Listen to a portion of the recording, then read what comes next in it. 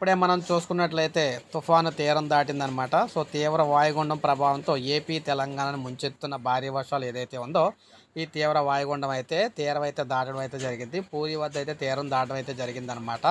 పూరీ వద్ద తీరం దాటిన తీవ్ర వాయుగుండం.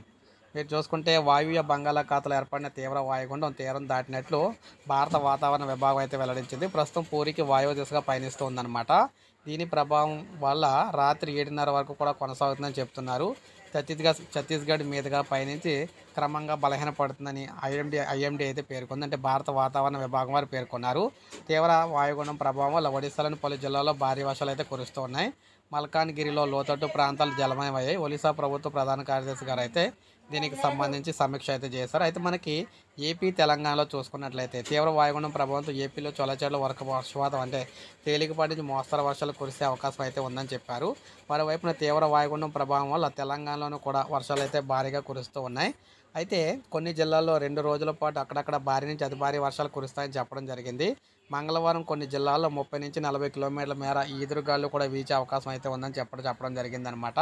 సో, అందువల్ల తుఫాన్ అయితే మనకి తీరం దాటింది. తీవ్ర వాయుగుండం అయితే తీరం దాటింది. కానీ దీని ప్రభావం అయితే మనకి మంగళవారం కూడా ఉండబోతుందన్నమాట. అయితే మరి మంగళవారం చూసుకున్నట్లయితే మరి ఎక్కడైతే అత్యధిక ప్రభావం ఉంటుందో అక్కడ మాత్రం విద్యా సంస్థలకైతే సెలవు ఇవ్వడం అయితే జరుగుతుంది. ఎందుకంటే ఆల్రెడీ మనం సోమవారం అయితే విద్యా సంస్థలకు సెలవిస్తారని చెప్పాం. ఎక్కడైతే ప్రభావం ఉందో అక్కడైతే కొన్ని జిల్లాలకు సెలవు ఇవ్వడం అయితే జరిగిందనమాట.